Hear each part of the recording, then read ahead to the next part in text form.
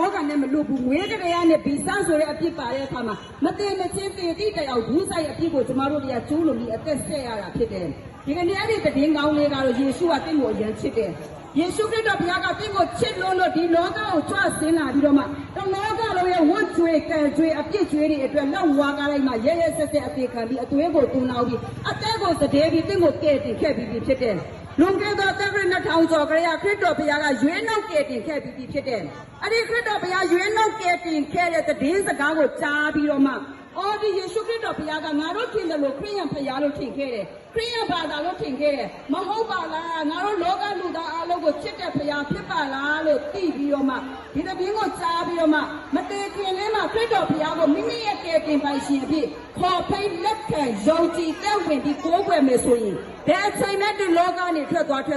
ငရဲကိုလုံးဝသွားเสียမလို့ဘူးကျမတို့ကျူးလွန်ခဲ့တဲ့အပြစ်ချွေးတွေအတွက်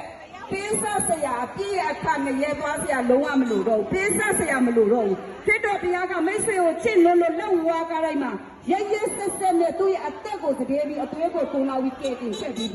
မြေကြီးထဲမှာတကြိုချင်းခံနဲ့3ရက်မြောက်တဲ့နေ့မှာရှင်ပြန်ထမြောက်တယ်ယေရှုကဒီလိုပြောပါတယ်ဝင်နေတဲ့သူအပေါင်းတို့ငါထံသို့လာလို့ငါဒီ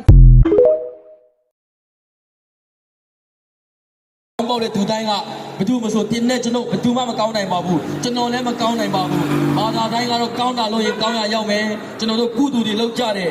ကောင်းရနေကောင်းတဲ့ကိုရောက်ဖို့အတွက်ကျွန်တော်တို့ကုသူတွေများစွာလောက်ကြတယ်ဒါပေမဲ့မိတ်ဆွေကျွန်တော်တို့တကယ်တင်းနေရာတိုင်းမှာပြစ်မှားတဲ့ကျွန်တော်တို့ဘာသာတိုင်းမှာရှိပါတယ်ကာယကံဝစီကံမနောကံကာယကံဝစီကံပြင်မပြစ်မှားလို့ရပါတယ်ဒါပေမဲ့မနောကံကျွန်တော်တို့